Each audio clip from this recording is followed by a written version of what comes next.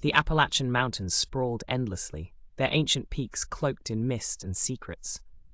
Miles Carter leaned against the faded blue van, its engine still ticking softly after hours on winding backroads. His fingers drummed the steering wheel, a restless rhythm mirroring the thrum of anticipation in his chest. "Tom, you got a lock on where we're headed?" Miles called over his shoulder, squinting at the horizon where the sky bruised into twilight. Tom Jacobs, his camera operator and oldest friend, hunched over a brittle map in the passenger seat.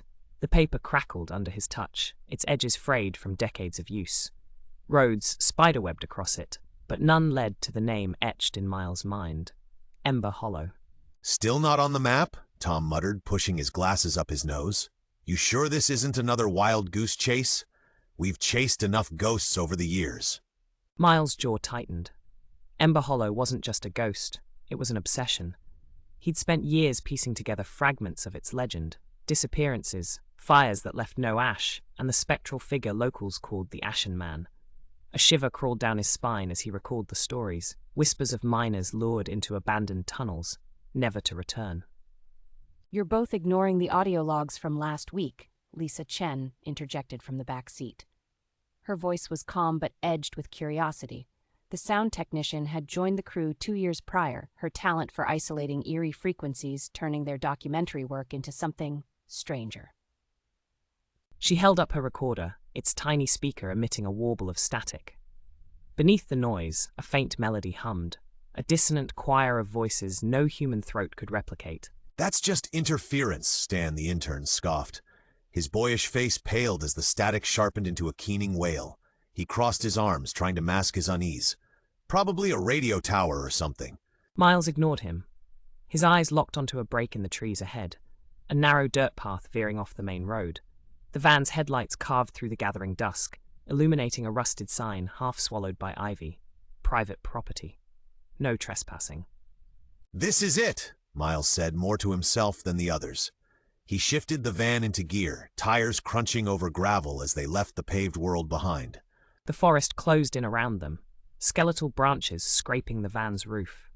The air thickened with the scent of damp earth and something sharper, burnt wood maybe, or charred bone. Stan fidgeted with his seatbelt, while Lisa leaned forward, her recorder pressed to the window like a divining rod. "There's a frequency here, like a heartbeat," she murmured. "It's getting louder." No one replied. The path twisted downward, the van lurching over roots and rocks until the trees suddenly parted. Before them lay Ember Hollow, a corpse of a town, its bones picked clean by time. "Holy hell!" Stan breathed, scrambling out of the van. His sneakers sank into mud as he gaped at the crumbling buildings. "This place looks like it's been dead for a century." Miles stepped onto the soggy earth, his boots leaving shallow prints. He tilted his head, listening. The wind carried whispers, not words, but a hollow, echoing hunger. "Set up camp by the church," he ordered, pointing to a sagging steeple silhouetted against the darkening sky. "We start filming at dawn." As the crew unloaded gear, Miles lingered at the edge of the clearing. His hand brushed against a splintered fence post, its wood blackened as if scorched. A single symbol was carved into it, a jagged spiral, its lines bitten deep. "We're not the first to come here," he thought, "but maybe we'll be the last." Chapter 2. Echoes of the Past. Dawn bled weakly through the clouds, casting Ember Hollow in a grey pallor. The crew's tents dotted the overgrown town square, their bright nylon clashing with the decay. Miles stood outside the church, its once grand doors hanging askew on rusted hinges. "The acoustics in there are unusual," Lisa said, joining him. She adjusted the boom mic slung over her shoulder. "I recorded last night. There's a pattern in the wind, almost like breathing." "Residual energy," Miles replied absently. He'd theorized for years that traumatic events could imprint on a location, replaying like a broken record. But Ember Hollow felt different, alive. Inside the church, shafts of dusty light pierced holes in the roof, illuminating pews choked with ivy. Tom set up his camera, its lens capturing the peeling frescoes of angels with hollow eyes. "Getting shots of the altar," Tom announced, his voice echoing too loudly. "Lisa, catch the ambient noise. Stan, light the corners. I don't want shadows hiding anything." Stan fumbled with a flashlight, its beam trembling as he swept it across the walls. The light caught on something, crude symbols etched into the stone. overlapping like scars. Guys, Stan's voice cracked. You need to see this. The crew gathered, their breaths fogging in the chill air. The symbols coiled across the wall, a language of angles and slashes. Lisa traced one with her gloved finger. These aren't random, they repeat here and here. She pulled out a notebook, sketching hastily. It's a warning, or a prayer. Or a map, Miles said softly. He crouched, his flashlight revealing a larger symbol beneath the debris, a spiral matching the one on the fence post. This town wasn't abandoned, it was sealed. A gust of wind slammed the church doors shut, plunging them into darkness. Stan yelped, dropping his flashlight. The beam rolled, casting frantic shadows as Lisa's recorder hissed to life. Do you hear that? She whispered. The static dissolved into a melody, a dirge sung in a language older than the mountains. It seeped into their bones, mournful and relentless. We need to go, Tom said, his usual sarcasm stripped away now. Miles didn't move. His flashlight trembled as he aimed it at the altar. There, in the center, lay a pile of ash, fresh, still smoldering. He's here, Miles thought. The Ashen Man is watching. Chapter 3. Shadows Walk at Night. The crew huddled around a flickering campfire, its feeble light clawing at the encroaching darkness. Ember Hollow's silence had thickened since sunset, as if the town itself held its breath. Lisa's laptop glowed on her knees, waveforms spiking erratically as she replayed the day's recordings. The melody from the church, it's layered, she said, her voice tight. There are voices underneath, hundreds of them, men, women, children, all trapped in the same loop. Like a recording? Stan asked, poking the fire with a stick. Sparks spiraled upward, vanishing into the void above. No, it's live. Lisa's eyes met Miles's. Something here is still generating this. Tom grunted, scrubbing a hand over his stubble. Ghosts don't need microphones. Let's call it a night and regroup. The ground shuddered. A deep, guttural groan rose from beneath them, rattling mugs off the foldable table. Stan stumbled backward, catching himself on the van. Earthquake, Tom barked, steadying his camera tripod. No. Lisa's fingers flew across her laptop. The seismic activity is localized. It's centered here. She tapped the screen, right under our feet. Miles crouched, pressing his palm to the cold earth. A faint vibration hummed against his skin, rhythmic and deliberate. Footsteps. Pack the essentials, he ordered, snatching a flashlight. We're checking the mine, now. Stan's protest died in his throat as another tremor hit, stronger this time. The church steeple groaned in the distance, its silhouette swaying like a drunkard. Lisa stuffed her gear into a backpack, her movements sharp with adrenaline. The mine entrance loomed ahead, a jagged mouth framed by splintered timbers. Miles' flashlight pierced the blackness, revealing rails corroded to skeletal remains. The air reeked of damp stone and iron, a metallic tang that coated their tongues.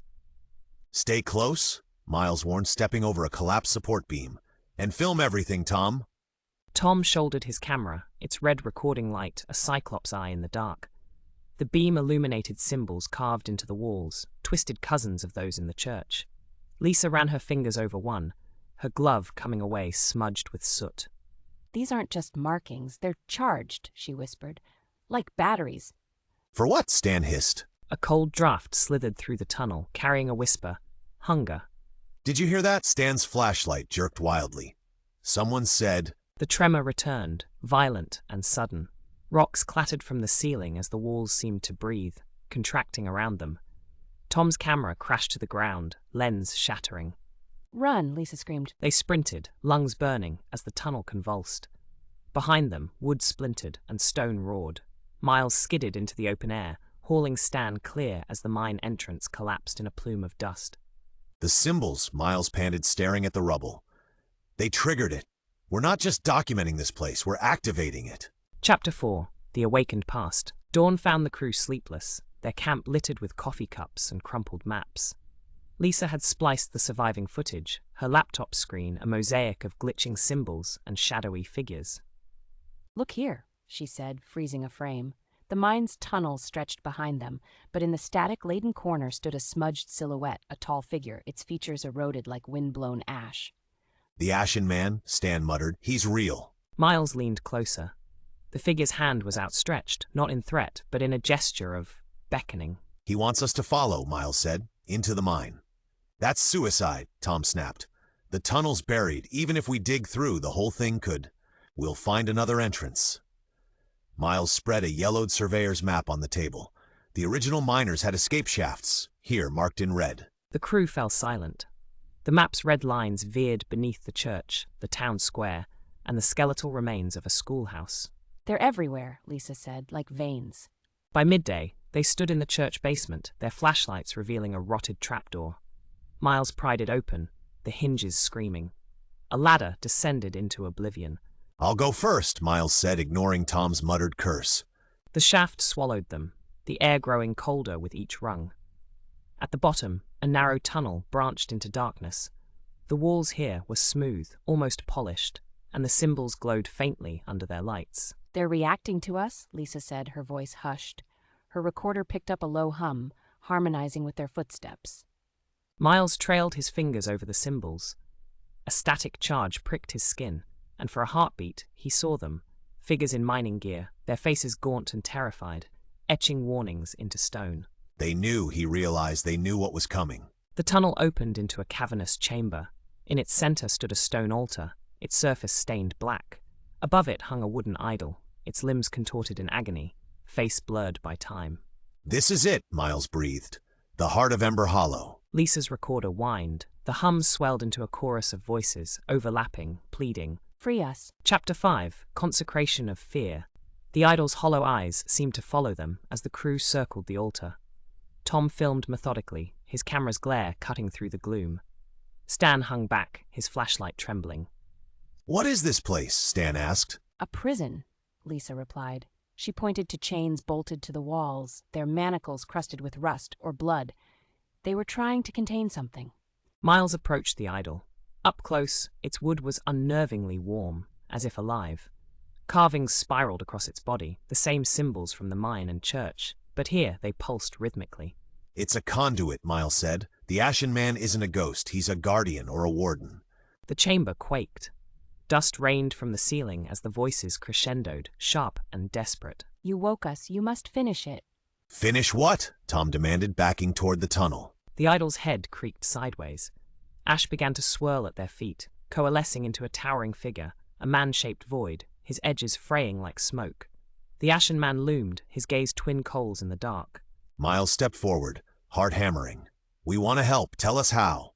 The figure raised a hand. The chamber dissolved. Chapter 6, Shadows of Confrontation. The chamber dissolved into a maelstrom of ash and memory. Miles' senses reeled as fragmented visions engulfed him. A mining town teeming with life, laughter dissolving into screams, flames devouring wood and flesh. The Ashen Man's voice reverberated through time itself, raw with anguish. "They called us greedy, they called us fools, but they were the ones who buried us alive." The crew stood transfixed, their minds woven into the fabric of Ember Hollow's tragedy. They saw the miners, men and women, digging deeper, driven by whispers of a vein of ore that glowed like embers. They saw the symbols carved in desperation, the idol erected to appease what they'd unearthed. It wasn't gold they found, Lisa whispered, her voice trembling. It was him. The vision shifted. The miners, gaunt and hollow-eyed, chained the idol to the altar as the earth itself rebelled. Fire erupted from the tunnels, not of flame but of swirling ash, consuming all but the chosen few, the ones bound to guard the seal. "You're one of them," Miles realized, staring at the Ashen Man. "You're not a ghost, you're a sacrifice." The figure inclined its head, ash cascading from its form. The chamber rematerialized around them, the idol's pulsing symbols now a sickly green. Break the cycle, the voices pleaded, echoing from the walls. End the vigil. "How?" Tom demanded, camera forgotten at his side. "We're not exorcists." The Ashen Man extended a smoky hand toward the idol. Lisa's recorder surged to life, screeching with feedback. The symbols, they're a lock, she said, scrambling for her notebook. The miners used them to bind whatever's in here. We need to rearrange them, disrupt the pattern. "That could bring the whole mountain down on us," Stan yelled. Miles stepped toward the idol, its warmth now searing. The carvings writhed under his touch, as if alive. "We don't have a choice," he said. "This thing isn't just under Ember Hollow. It's growing, and we're the only ones left to stop it." Chapter 7, The Reckoning. The crew worked in frenzied silence, Lisa directing them to trace the symbols from her sketches onto the chamber floor with chalk. Stan's hands shook as he replicated jagged lines, while Tom filmed the idol's ominous glow. The original pattern was a containment grid, Lisa explained, sweat beading on her brow, but over time, erosion and tremors misaligned them. We need to restore the sequence, then shatter it. And if that doesn't work? Stan asked. The Ashen Man loomed behind them, his form flickering like static. Miles met his hollow gaze. Then we join the choir, Miles said grimly. The final symbol snapped into place. The chamber shuddered, the idol's hum rising to a deafening whine. Cracks spiderwebbed across its torso, leaking tendrils of black smoke. Get back! Lisa screamed, yanking Stan away as the idol exploded. Shards of wood rained down, embedding in the earth like daggers. The smoke coalesced into a shapeless mass, a roiling darkness that screamed with 1,000 voices. The Ashen Man stepped forward, his form blazing like a dying star. Now! His voice boomed, not in their minds, but in the air itself. Miles seized a wooden shard, its edge sharp with purpose. He drove it into the heart of the smoke. For the miners, for the ones who stayed behind, for Ember Hollow. The darkness shrieked, thrashing as the chamber collapsed around them. The crew stumbled into the tunnel, rocks pelting their backs as the Ashen Man's final roar echoed, a sound of release, not rage. Chapter 8, Dawn's Respite. Morning light filtered through the trees as the survivors emerged, coughing and bloodied. Ember Hollow lay unchanged, yet the air felt lighter, the shadows less hungry. It's over, Lisa whispered, clutching her cracked recorder. The frequencies, they're gone. Miles knelt at the edge of the mine's rubble, a wooden shard still gripped in his hand.